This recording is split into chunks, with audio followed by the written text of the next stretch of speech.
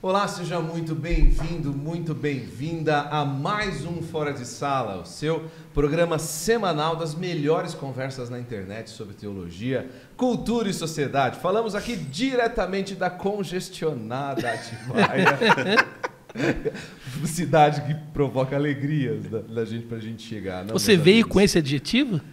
Não, digamos que assim, fui inspirado, não sei porquê. Fernão Dias é aquilo, né? O ame ou deixa. É isso aí, gente. Você tinha outro, então? Não. Entendi. Não, mas não se preparou, então. Não se preparou. Entendi.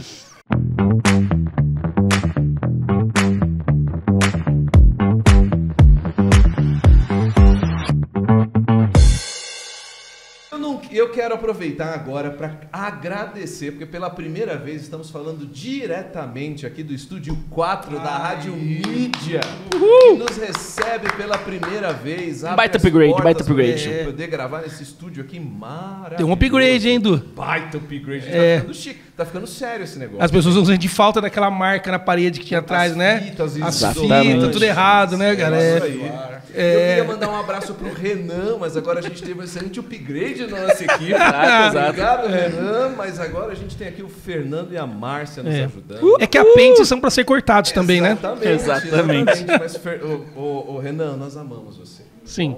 Dormindo é uma graça. Claro que longe de nós você é uma pessoa maravilhosa também. Agradecer ao Dani, que tem feito também as ações do nosso programa. Obrigado, Daniel. E, claro, obrigado a você que tem ouvido a gente, que tem acompanhado a gente, que tem compartilhado esse programa e feito desse programa a sua conversa. É muito bom saber que existem hoje centenas de pessoas e abençoa, Brasil, né, no Edu? mundo. E abençoe. Daniel mesmo falou pra mim que em 4 anos de faculdade ele não aprendeu tanto quando editando 3 programas nossos. É isso aí. Mas é porque ele não estudava na faculdade também.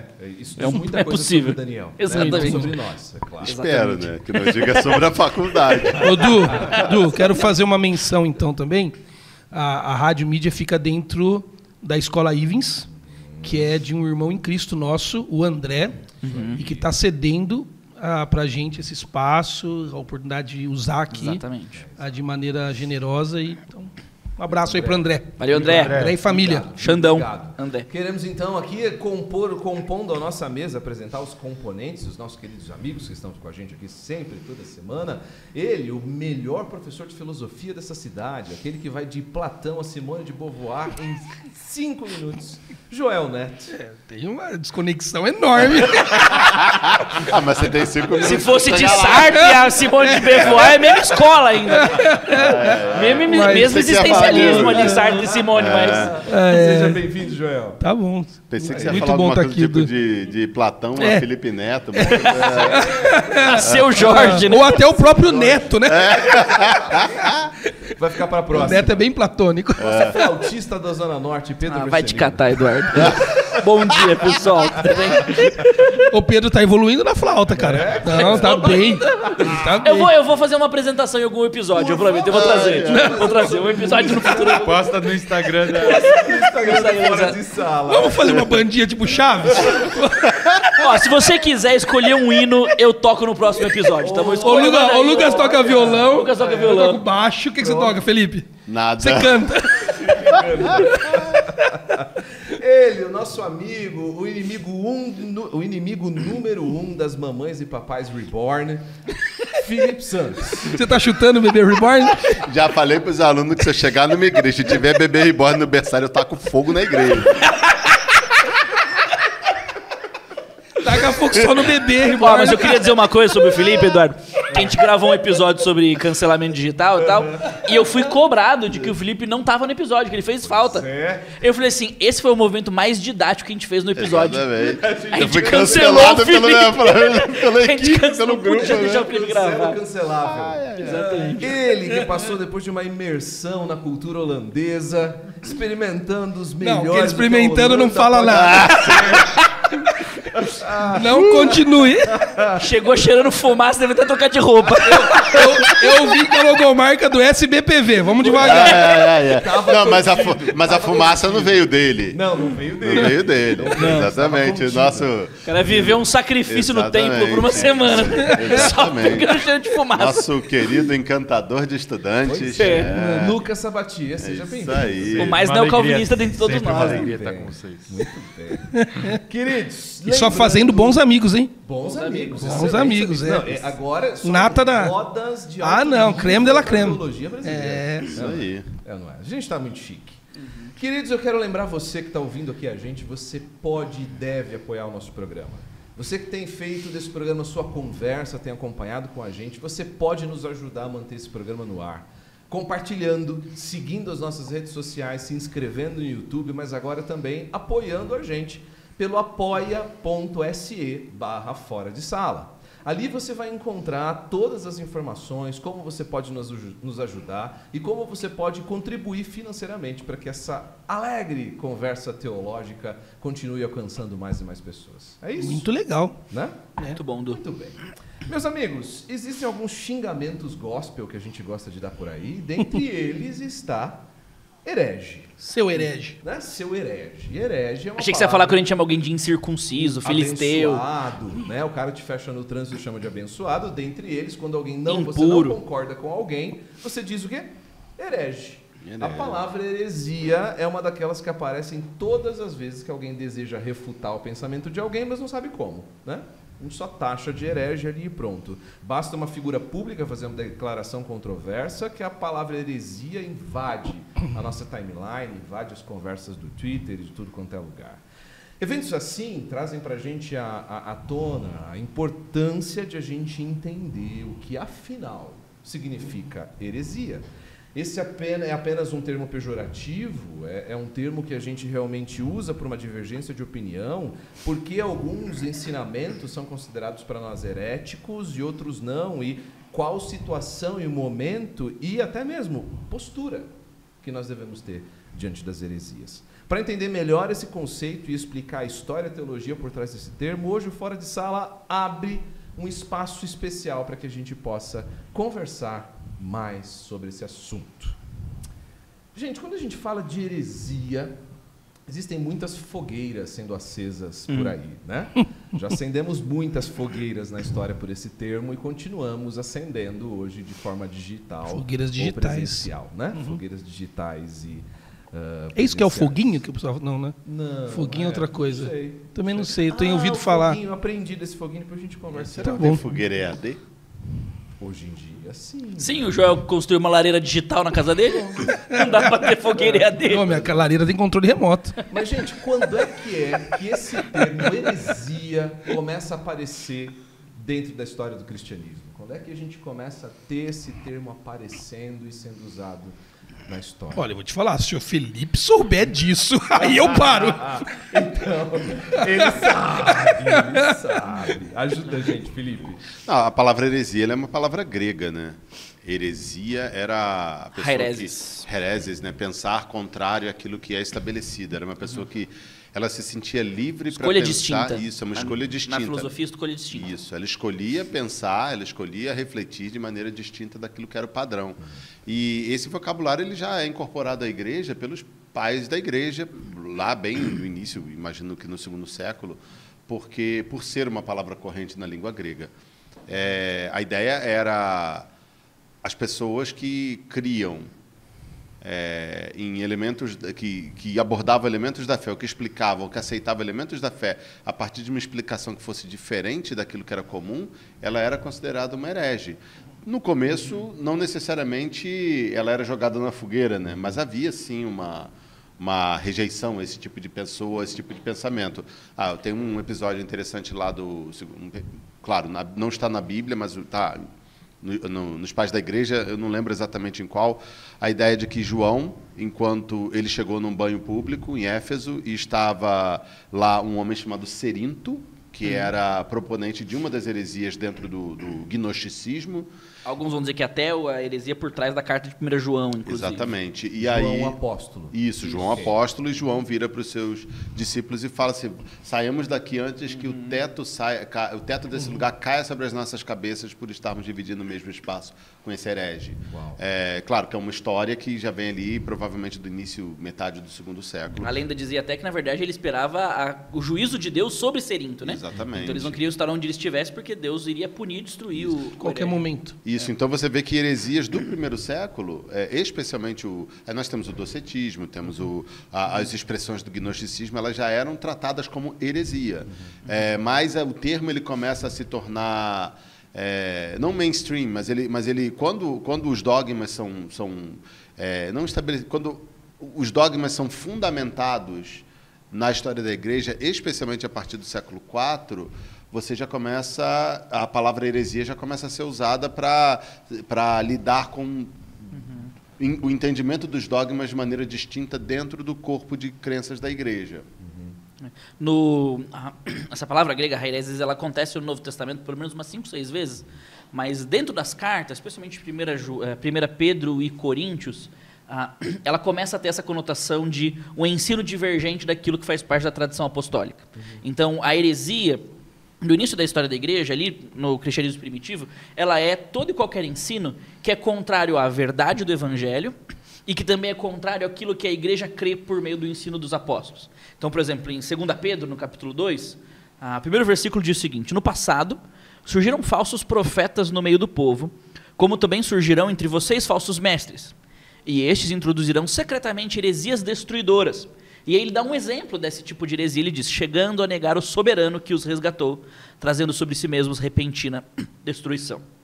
Acho que o Lucas do Felipe pode contribuir com isso mais do que eu, mas o grande core das heresias nos próximos séculos após a igreja primitiva são heresias cristológicas, né? A grande discussão e os credos vão se informando em torno dessas heresias cristológicas.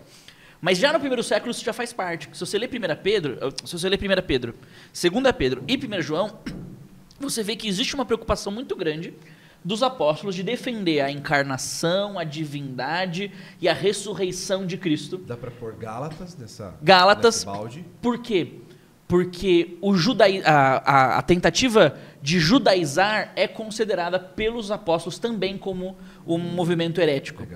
Me parece que, por mais que tenha um tom bem pastoral, Hebreus tem uma conotação polêmica, né, de apologética ali contra essa tentativa judaizante de judaizar a igreja. O ebionismo, que é um movimento do 2º século, um renascimento dessa imposição do judaísmo religioso aos cristãos no 2º século, já é considerado uma heresia com base naquilo que já vinha sendo tratado no 1º século. Então, existe um movimento que é considerado herege, ebionismo.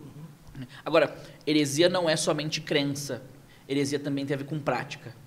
Então, esse é um elemento importante, quando a crença ela se desdobra num tipo de viver impiedoso, né, que não reflete uma prática cristã, que é contrária às virtudes cardeais do cristianismo e tudo mais, ela pode ser considerada uma prática herética. Aí a gente encontra isso nas cartas pastorais, especialmente em 1 Timóteo, quando Paulo está falando para Timóteo tomar cuidado com a maneira como algumas pessoas se comportam na igreja, né, e as discussões a respeito de coisas específicas, a relação dessas pessoas com a criação e tudo mais.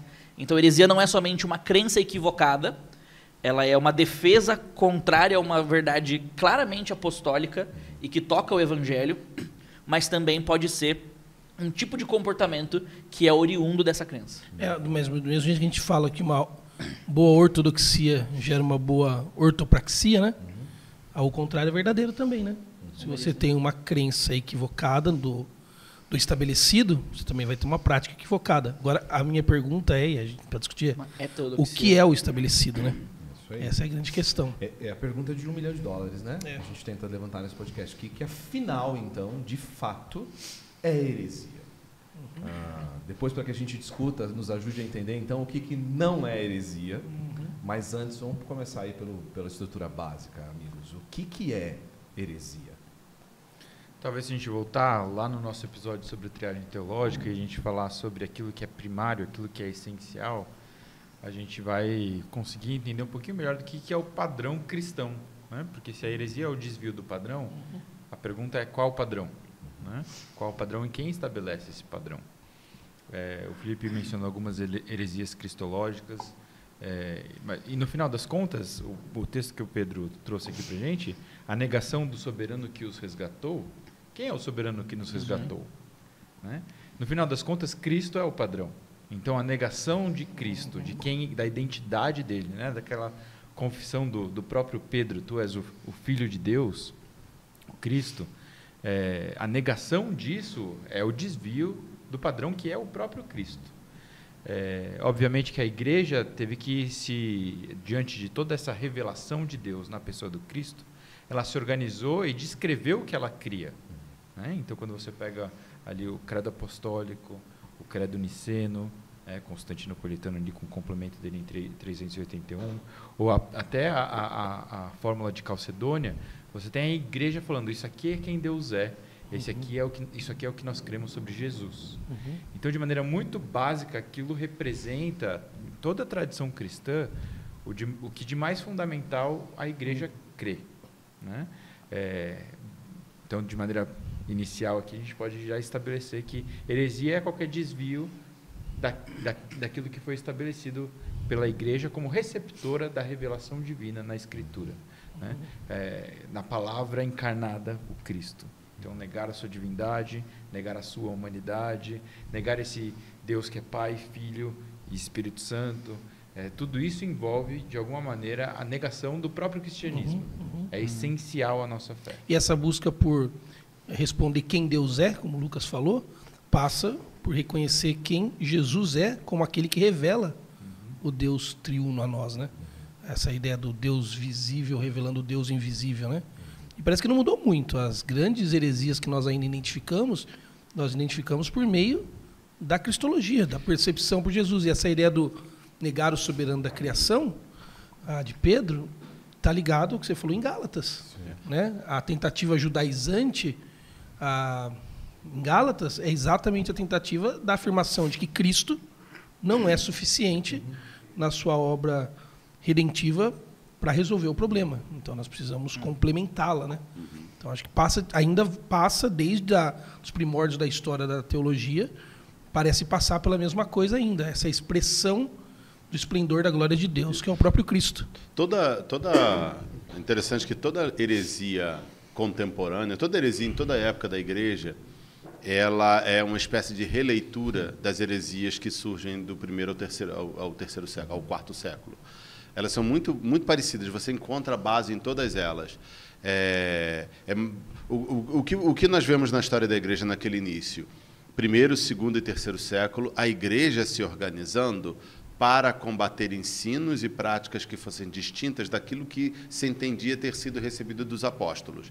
E aí você percebe não um desenvolvimento da doutrina, mas em que sentido? Eles estavam afinando o violão, não é que eles estavam surgindo com crenças novas. Você vê a igreja afinando o violão, afinando o instrumento nesses 3 séculos, né? Ajustando para entender o que é melhor. Tanto que você vê distinções teológicas em determinados pontos e tudo mais. Então você vê esse desenvolvimento. Felipe, deixa eu te interromper. Isso é tão importante o que você está falando, tão importante porque no fim do século XVII, começo do século XVIII, tem um teólogo alemão chamado F.C. Bauer, e ele vai dizer que não existe ortodoxia no primeiro século, e não existe cristianismo no primeiro século. Na verdade, existem cristianismos. Existe o cristianismo petrino de Pedro, o cristianismo paulino, o cristianismo mateano, e essas diversas expressões do cristianismo, e é óbvio, ele é influenciado pela dialética hegeliana, eles estão em conflito um com o outro, e essa ortodoxia vai surgir no segundo e no terceiro século, quando você vai ter uma fusão dessas diversas propostas. Isso é um problema para a gente lidar, por exemplo, com a própria inerrância, inspiração e autoridade das Escrituras, porque o texto que nós temos no Novo Testamento na nossa mão é um texto do primeiro século.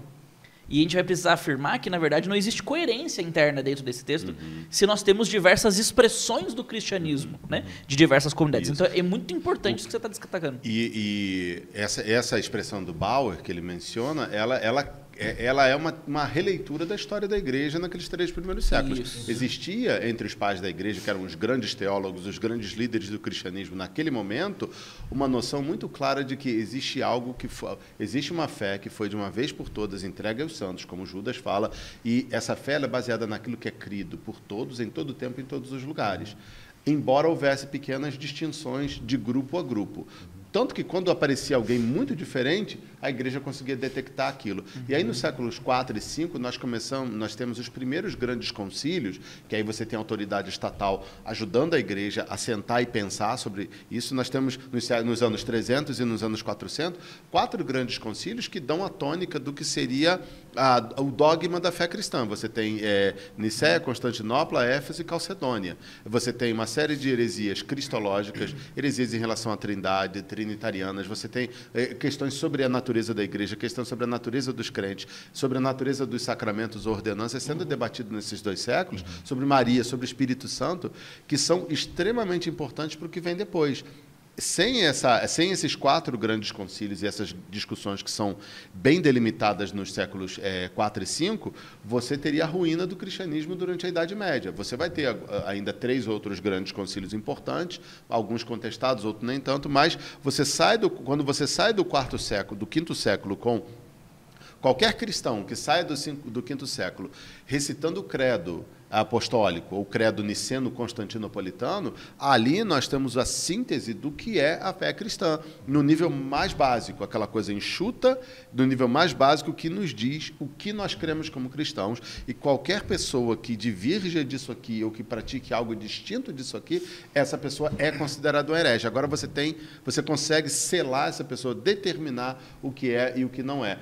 E mesmo depois que algumas questões são debatidas e são finalizadas, ainda assim há grupos que insistem. Por exemplo, você tem debates cristológicos sobre a natureza de Cristo. Você tem lá monofisistas, você vai ter nestorianos, que são nomes assim, depois você que está ouvindo pode pesquisar, são escolas de pensamento muito interessantes, mas que elas são condenadas como hereges, porque elas divergem do pensamento, aquilo que foi entregue aos santos de uma vez por todas e que é crido por todos, em todo lugar, em todo tempo. Deixa eu fazer uma provocação. Se a gente está falando, então, que foi nos dado algo que é a base da nossa fé, defendido pelas Escrituras, apoiado pelos primeiros apóstolos e defendido isso como credo apostolar, e a heresia, então, ela é sempre fácil de se identificar? Então, isso daí que o Felipe falou, que na hora que ele falou, me roubou o coração aqui. Quando ele falou, existem elementos básicos que nos ajudam facilmente a identificar onde está o problema. E eu acho que isso que nos falta muito hoje. Esses elementos básicos, basilares, centrais. E não só para você identificar algumas vertentes eclesiológicas, cristológicas, pneumatológicas, até que são tão agressivas e tão berrantes, né? Grandes aberrações que a gente fala, isso é fácil. Mas, às vezes, até para identificar dentro de uma suposta ortodoxia, de uma suposta seriedade com o texto bíblico, que se desdobra em diversos comportamentos, modismos, legalismos, que também fica difícil para a gente identificar. Então, acho que dos movimentos necessários a serem feitos, sobretudo na academia e na igreja local, o que é essa coisa basilar? O que de fato é importante? Eu acho que essa é a importância, talvez, então, de um resgate da confessionalidade da igreja. Exatamente. Né? Tem um detalhe para Levantei a bola, Lucas, vai, é sua. Não, com certeza. Talvez para criar polêmica, né? A igreja protestante afirmou o sola scriptura. E em muitos contextos se entende o sola scriptura como o apontamento de que a gente só tem a autoridade da escritura. Não é isso que o sola escritura means. Você apresentou um paper em inglês essa semana, a gente entende. Não é isso que significa o sola escritura. O sola escritura diz que só a Bíblia tem autoridade suprema. Magisterial, né? Magisterial. Mas a gente admite a autoridade ministerial da igreja. Você faz isso todo domingo quando você admite a autoridade da pregação expositiva, mediada pelo seu pastor, né? Existe uma autoridade ministerial. Existe uma autoridade ministerial nos credos, inclusive, né? Só que a gente ignorou os credos. Por quê? Porque a gente acredita que a Bíblia é suficiente. Como se o credo fosse a negação da suficiência da Escritura. E não é, obviamente. Pelo contrário, o credo resume, ele sintetiza a nossa fé. E tem um outro aspecto nisso tudo, né? Que ao ignorar o credo e ao ignorar o contexto da linguagem dos credos, a gente acabou por se criar uma alergia com a terminologia filosófica que os credos adotaram. Então, quando a gente fala sobre natureza, quando a gente fala sobre pessoa, a gente não está mais acostumado às abstrações. Né? E aí a gente não consegue mais raciocinar nesse nível. Então eu acho que esses dois pontos... Inclusive, só resgatar uma coisa, uma conversa nossa há um tempo atrás, que Deus parece estar tão interessado nisso ainda, que o Lucas fez um apontamento, a gente conversando uma vez, que achei muito interessante, que até mesmo a filosofia clássica, ela emerge com alguns elementos conceituais, sem os quais algumas conceituações que fazemos hoje e que nos lega compreensão, talvez nós não conseguiríamos ter chegado lá. A filosofia acabou por instrumentalizar a linguagem que era necessária para a igreja confessar a Trindade. Então você imagina que nós temos um Deus que está soberanamente na história, ele está com a sua boa mão sobre, por exemplo, homens como Platão, Aristóteles e outros, né? A filosofia organizou a nossa linguagem analógica para a teologia. Deixa eu fazer uma pergunta para o Lucas, pedir uma coisa a ele, mas antes deixa eu só revisitar algo lá de trás, que eu acho que a gente já falou no outro episódio. Existe dogma, doutrina e opinião. Dogma são os grandes ensinamentos. Por exemplo, a ressurreição física de Jesus. Se você tira a ressurreição física, acabou. O nascimento virginal, se você tira esse dogma, a fé cristã deixa de ser a Trindade. Você pode discutir o significado dele. Mas se você retira... Mas a realidade do fato histórico. Dogma. Doutrina. Doutrina são são esses entendimentos sobre os dogmas, às vezes muito no nível denominacional, de uma mesma tradição. Por exemplo, os menonitas vêm de um jeito, os batistas vêm de outro e tudo mais. Dogma, mas não discordam da realidade da coisa. E tem a opinião, que é mais aquilo que está no nível mais simples, que às vezes é muito da cultura da pessoa. Por exemplo, aqui na nossa igreja, o homem não pode usar bermuda, só pode usar calça, porque às vezes está num contexto onde usar bermuda não é uma coisa apropriada para o homem. Tá, beleza. Vamos lá, então... Me perdoe, mas eu acho que você pulou doutrina.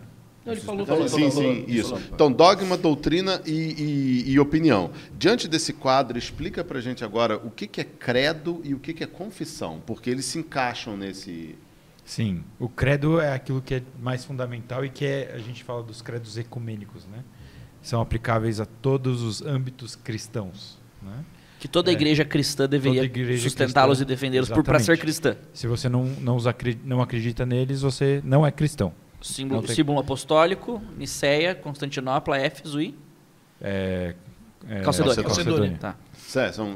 É o credo niceno-constantinopolitano. O credo ele é curto ou ele é longo? Ele é longo. Ele é direto ao assunto. Ele fala sobre a identidade de Deus. Ele é super detalhado ou ele é bem objetivo? Não, ele é objetivo. E a ideia é que a igreja possa memorizá-lo e confessá-lo e que seja bem claro, né? Isso. Procura lá credo niceno-constantinopolitano e dá uma lida. Isso. Se você buscar, você vai ver que o credo ele é dividido em 3, né? Praticamente. Você tem 3 artigos: Pai, Filho e Espírito. Então você está confessando Deus. Quem é Deus?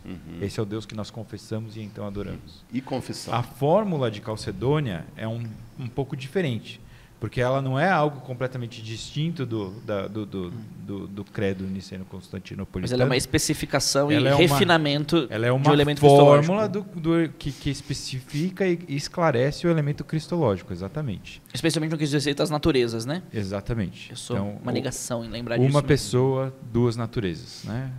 Afirmamos Jesus Cristo, o homem-Deus, basicamente. Isso.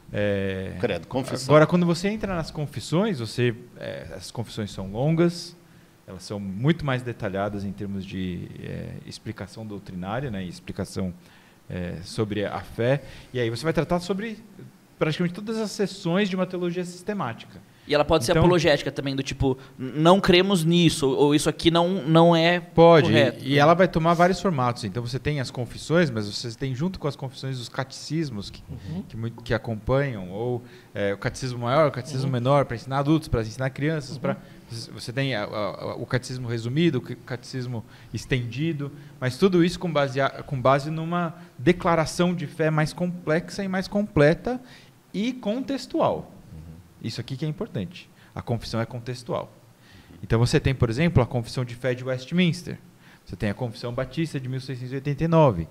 Por quê? Porque essas confissões elas vão divergir em alguns detalhes ou em algumas doutrinas secundárias, que não são essenciais à estipulação do cristianismo, mas doutrinas que são divergentes que talvez acabem por dividir denominações. Então, no caso, você está falando que mas nunca o cristianismo. É o dogma. O credo está associado ao dogma, a confissão está associada à doutrina. É isso que você está dizendo? Basicamente.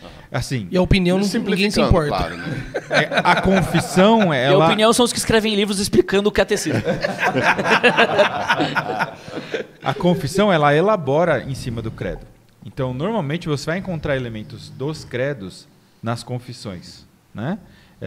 Então, existe sim ali uma extrapolação do credo detalhada e contextual.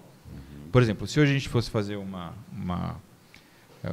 confissão de fé nossa aqui, talvez a gente incluísse aspectos sobre identidade e gênero, que em outros contextos isso não foi incluído. Por quê? Porque no nosso contexto, a nossa fé é expressada, a nossa confiança nas verdades centrais dos credos muito vai legal ser isso. expressada no nosso dia e lugar. Ou seja, mais ou menos junto com o que o Pedro falou, muitos desses credos tinham um aspecto apologético, ou seja, eles estavam lidando com dilemas e respostas do seu próprio tempo. Não, das confissões, então, né? As confissões, isso. É isso que você quer dizer com as confissões são apologéticas. Sim, os credos também Cânones de Dort vão negar os remonstrantes, algo desse Os tipo. credos também estavam lidando com desafios dogmáticos dos seus tempos, tá? Então você pega ali o desafio diário, né? Não diário de dia a dia, mas ário, O herege. O herege. O desgraçado do Ário. Então existe uma reação. E nada disso fugiu da providência de Deus, né? Parece que Deus estava providencialmente convidando a igreja. Confessem quem sou eu, né? Quem eu me revelei para vocês na Escritura e na pessoa. E para isso ele trouxe alguém para problematizar. Mas as confissões, elas vão além disso, né? Porque aquilo está estabelecido. Agora, o que significa confessar esse Deus que é triuno, Criador dos céus e da terra? O que significa confessar que o Filho veio em carne, nasceu, Deus homem? Aqui, no século XVI, nesse momento pós-reforma. O que significa confessar o Espírito Santo que regenera e cria uma igreja que é católica, una, apostólica, católica com C minúsculo, por favor. Mas aqui e agora, né? Com todos os desafios políticos, ideológicos dos nossos dias. Aí talvez uma confissão atual, você falou de identidade de gênero, talvez a gente não ouviria política numa confissão atual, num mundo democrático, né? Não monárquico, né? Então eu sou muito a favor de revisitarmos as confissões antigas, né? Então eu gosto de revisitar a Confissão Batista de 1689, porque eu sou batista, mas isso não significa que a gente não precise de novas confissões. Isso também não significa que nós devemos rejeitar as antigas confissões. Devemos entendê-las, abraçá-las por aquilo que elas comunicaram e comunicam até hoje, e aí confessar no nosso tempo. A prudência em percebê-las e a sabedoria em reconstruí-las. Agora, só uma pergunta, então, mais uma. Então, o que é a declaração de fé, por exemplo, da minha igreja ou da organização que eu trabalho? Tem ali uma declaração de fé. O que é isso em relação à confissão, em relação ao credo? A particularidade da particularidade da particularidade. Exatamente. E aí, dependendo da sua denominação, isso vai variar, né? Então, se você é da Igreja Presbiteriana do Brasil, a Igreja Presbiteriana do Brasil adota uma confissão de maneira uníssona, né? Se você é de uma igreja independente ou de uma igreja batista, talvez a sua igreja tenha a sua própria confissão de fé, né? Ou a sua própria declaração doutrinária. Por quê? Porque essa comunidade se enxerga independente e com a necessidade de confessar a sua fé nesse tempo e local. Então, uma declaração doutrinária de uma igreja ou de uma organização é uma espécie de confissão de fé. É uma confissão, exatamente. Pode ser até menor do que uma confissão de fé como a de Westminster, mas é uma confissão. E a distinção entre credo e confissão é importante, porque credo e confissão são duas palavras de origem latina, né? Credo é eu deposito a minha confiança em, né? Eu creio. A confissão é eu reconheço como verdadeiro, né? Confessar tem a ver com reconhecer como verdadeiro. E essas duas coisas têm têm pesos distintos, né? Depositar a confiança é diferente de reconhecer como verdadeiro, né? Aqui eu tenho minha segurança no credo. Na confissão eu reconheço isso como uma verdadeira extrapolação e interpretação daquilo que é balizar no credo, né? Então eu posso trocar de confissão ao longo da vida, mas nunca posso deixar de crer, de ter aquele credo, né? Dentro do cristianismo, né? Acho que isso é uma distinção importante. Você continua concordando com o credo, né? Confessando, né? Colocando minha confiança nele como elemento Você espiritual. mudou a maneira de interpretá-lo. Isso, dentro de uma outra tradição, a partir de novas lentes, a confissão pode mudar, o credo nunca. Agora, se isso tudo é verdade, então eu não posso olhar para a confissão do meu irmão presbiteriano que afirma o pedobatismo, do qual eu não afirmo, e chamar ele de herege. E chamá-lo de herege. Não pode. Né? E você pode aí enumerar tantas outras doutrinas secundárias e terciárias. Por exemplo, vamos tornar isso claro. Você falou, deu um exemplo claro da questão do pedobatismo. Lá vem. Da diferença entre... O que é pedobatismo? Pedobatismo. Batizar só o pé, não. É o batismo do seu pedo. É o batismo infantil. Isso. Né? Então se considera Dos já paidos. os filhos dos crentes são parte da aliança por serem filhos dos crentes, e então já são inseridos à comunidade da fé a partir do seu nascimento pelo batismo. Né? Eu sou um credo-batista, então eu acredito no batismo pela fé. Você é Confissão inserido batista ao é isso aí, né? Ou seja, de Cristo pela fé. o amiguinho pensa diferente, Exatamente. ele não é um herege. Não é um herege. Outras questões práticas. E se você tratá-lo como herege, você só vai estar dizendo o quê? Que heresia para mim é tudo que discordam de mim. Daí o padrão deixou de ser o Cristo, deixou de ser a revelação dada e confessada de maneira uníssona pela igreja e passou a ser a minha opinião. E quando heresia é tudo que discordam de mim, aquilo que o Lucas falou da soberania de Deus em trazer até um área da vida, na história, para refutar e para problematizar, não nos permite humildade suficiente para olhar para o irmão que falou uma coisa que nós discordamos e usar aquilo para afirmar nossa confissão e não para matar o irmão. Agora, se eu sou o padrão, Joel, Deus não é. Isso. E aí a heresia é prática. Sim. Né? Porque eu nego com a minha atitude aquele porque que é o heresia padrão. não é só crença. Mas acho que nega o soberano da criação. Exato. Pedro? Acho que nos resgatou. um elemento importante em todo conjunto de crença herética é a particularização do grupo, ou a exclusividade do grupo. Né? A palavra heresia no Novo Testamento é usada também para falar sobre grupos de confissão distinta. Né? Então, por exemplo, a palavra heresia no Novo Testamento é usada para descrever a seita dos fariseus, a seita dos saduceus, os cristãos em Atos, é chamado de a seita daqueles que são do caminho. Numa conotação não pejorativa, inclusive, um grupo que se identifica com um conjunto de crenças específicas. Né? Agora, o que torna, talvez em termos modernos, um grupo herético é a negação do outro. É a parte desta nossa crença, ou talvez eu poderia dizer assim, é a negação da catolicidade. Então, assim, a exclusividade da salvação. Essa é a O expressão. que é catolicidade? Universalidade da igreja. A universalidade da igreja. A igreja universal ao longo da história e ao longo das tradições. Então deixa eu ver se eu entendi. Nos falta um pouco isso, né? Chamar o amiguinho de herege daquilo que não é heresia é cometer uma heresia? De maneira prática. De maneira prática, sim. Acaba sendo. Eu acho que sim. Uma das coisas que eu tenho Então, por tentado... exemplo, desculpa, Lucas. Grupos cristãos que afirmam que não existe salvação à parte da crença daqueles dogmas específicos deles. Eles estão negando a catolicidade da igreja. Eles estão dizendo não é possível de existir salvação entre os protestantes reformados, entre os congregacionais, entre os cristãos ortodoxos, entre os católicos, entre os anglicanos, as outras tradições da igreja. Quando existe essa particularização da salvação, ou um conjunto de crenças muito reduzido, que não conversa com a igreja universal, você tem aí fortíssimos indícios de heresia. E normalmente, isso é uma coisa interessante, Dudu, normalmente você tem elementos judaizantes nesses grupos.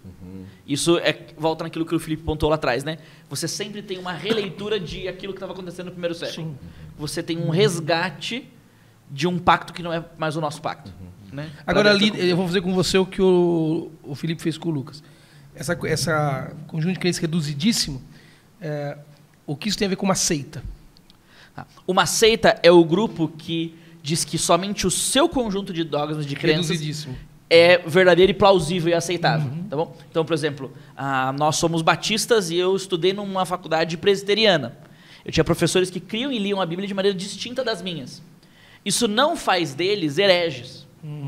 Para mim, algumas vezes, fazia deles errados. E várias vezes eu descobri que o errado era eu, na sala de aula. Várias vezes. Porque você era o padrão. Exatamente, entendeu? Agora, a seita, ela não está disposta a ter essa conversa. Ela não senta na mesa para considerar a possibilidade de que ela possua um erro. Ela é absolutista na crença. Então, erro é diferente de heresia. Erro é diferente de heresia. Como assim? Expliquem. Explica.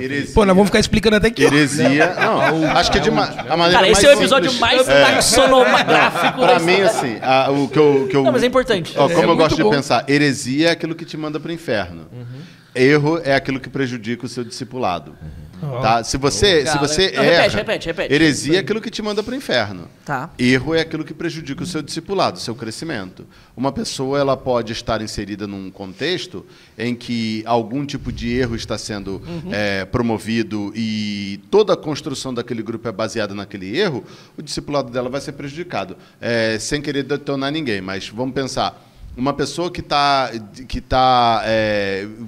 tentando viver a vida cristã num ambiente onde se propõe a ideia de cobertura espiritual. Você está debaixo da cobertura espiritual de alguém, de algum discipulador, de algum líder. Se você sai daquele grupo, você sai debaixo da cobertura espiritual daquela pessoa. A pessoa ela vai se sentir pressionada, coagida a permanecer naquele grupo, debaixo daquela liderança, debaixo da cobertura espiritual daquela pessoa, para que ela continue crescendo, para que ela continue caminhando. E, às vezes, surge uma oportunidade dela ir para um outro lugar, enfim, a vida muda, as coisas acontecem, a pessoa sai dali, vai para um outro lugar, ela vai se sentir tão deslocada que ela vai achar que ela perdeu a salvação, ou coisa do tipo. Um erro prejudica o seu discipulado, prejudica seu entendimento. Eu diria que cobertura espiritual é heresia. Porque eu acho que é uma negação do ofício sacerdotal de Cristo. Uma negação do soberano que nos resgatou. Porque eu penso o seguinte, quando o exemplo errado. Quando eu tenho alguém que faz por mim o que só o Cristo pode fazer, eu estou negando... É Gálatas. Um elemento da... Mas, por exemplo, acho que eu estava pensando aqui. Salvação por obras é heresia, te manda para o inferno. A veneração a uma imagem não te manda para o inferno. Mas embora o exemplo dele não tenha ajudado, a construção foi correta. A construção vamos pensar o que eu falei no episódio atrás. Eu, quando era adolescente, falaram que eu não podia dormir sem camisa, porque se eu orasse... Lembro. Essa história de novo. Tinha o negócio das camisas de outra coisa. Exato, Você usava uma camisa específica, lembra? Nem sei mais. Tinha o demônio. Então, aquilo foi um erro. E desde então o Felipe toma banho de roupa para não ser arrebatado nu. Até acabou que vocês vão falar que eu sou mormon, né? Então a ideia é tipo, o cara nunca mais dormiu sem camisa e ele acha que dormir sem camisa ele está pecando contra o Senhor. É um erro que está prejudicando o discipulado, o pleno desfrute da vida dele com Deus. Agora, se ele dormir um dia sem camisa ou outro, ele não vai para o inferno por causa disso. Mas você sabe que isso acontece muito na nossa comunidade, cara. Quando o Pedro sabe disso, o Lucas está lá agora, sabe, tá vendo também. Tem pessoas que chegam lá e falam assim: pastor, eu acho que eu me converti, eu estou aprendendo o evangelho. Porque vinha de algumas orientações, enfim. E a gente fala muito isso para as pessoas lá. Não, você não se converteu. Você está aprendendo a desfrutar mais do Cristo que já te alcançou. Estava vivendo tinha alguma coisa, algum erro atrapalhando. Ela tem lá no fundo, essa pessoa já tinha feito uma confissão de fé em ela Jesus. tem os elementos da salvação dela. Já era visível que Jesus estava mudando a vida dela. Ela tinha uma consciência que era tocada pelo Espírito. Ela constrói bem a lógica da redenção, do plano da salvação. Mas ela foi liberta de um erro que amarrava. Isso. Ela não desfruta. Mas, queridos, para a gente não extrapolar o nosso tempo, que nós já extrapolamos, para a gente encerrar de maneira prática para quem está ouvindo, como quem nos ouve, o cristão que ama o nosso podcast, pode se manter atento com relação a heresias modernas? Tem uma coisa que me chama a atenção. Nós vivemos numa época de profundo individualismo, em que, de fato, cada cabeça é uma sentença.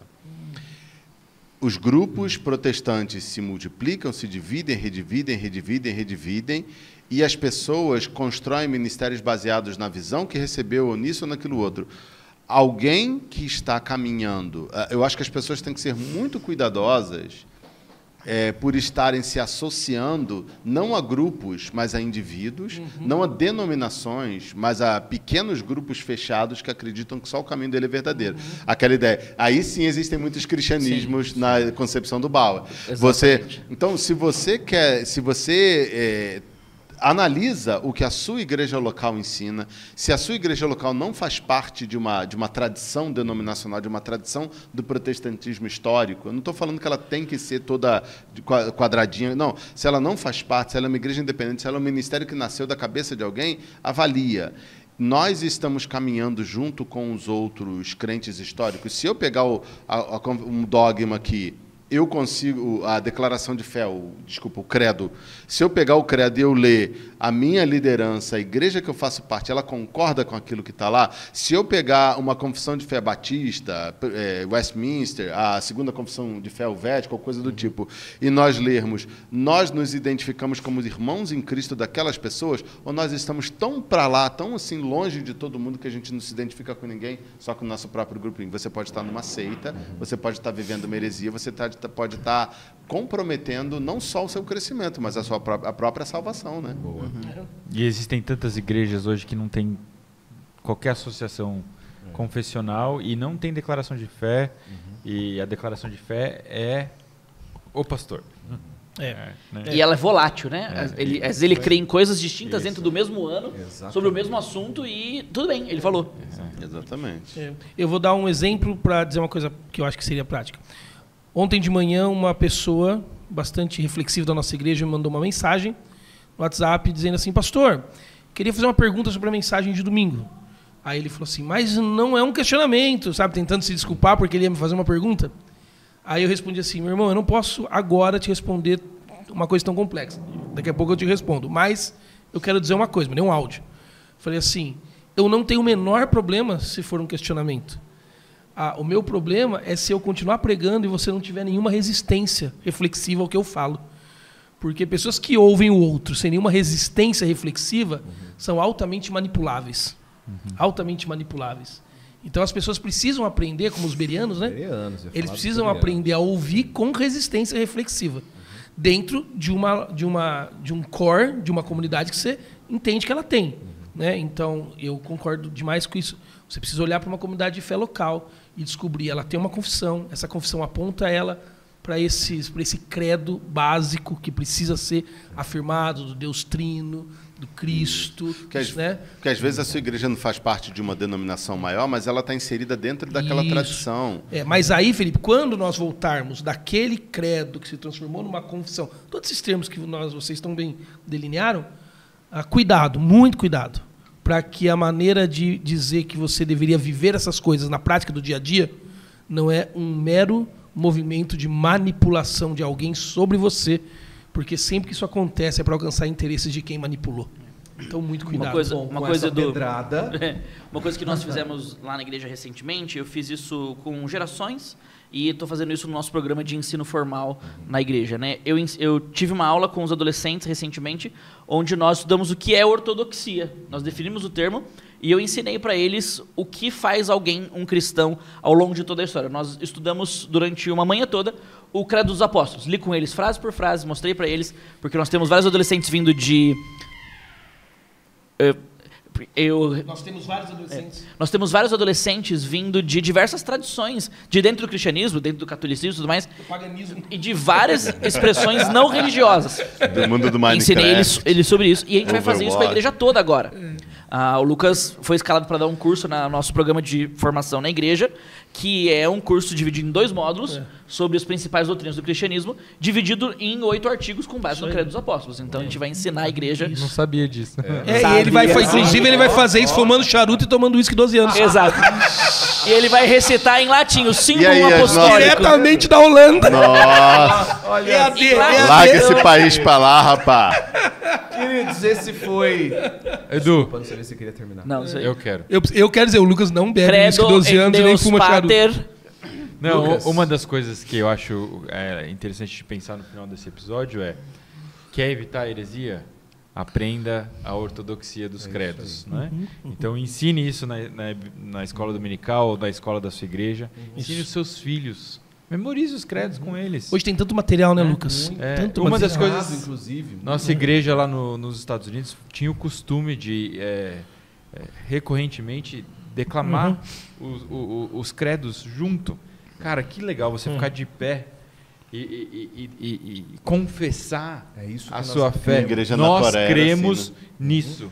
E quando você escuta a voz dos santos dizendo o eu creio, aquela voz ecoa com as outras vozes que vieram antes da gente confessando o mesmo Deus. Cara, isso é maravilhoso. como bom filho de presbiteriano, fiz muito. É. Legal. E fez outras coisas muito ruins também, né? Muitas também. Uma coisa, não quero estender e nem ser a última palavra, mas eu achei tão linda a maneira como nós definimos termos aqui, né? É isso. Na academia a gente sempre tenta fazer isso, né?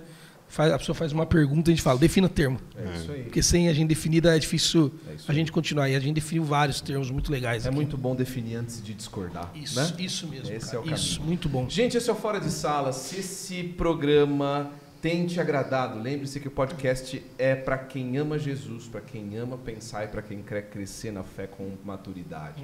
Esse programa é para quem busca respostas, mas como disse o Joel, também para quem não tem medo de fazer as perguntas certas, né? Se você tem gostado, apoia a gente, considere apoiar esse programa. Eu disse isso? Você diz tanta coisa, meu amigo. Tanta coisa. Procura lá na internet. Já diria o professor, né? Não seria capaz de repetir ipsis literis. Mas você disse. Apoia.se/fora de sala. A gente se vê por aí. Valeu. Um abraço. É nóis.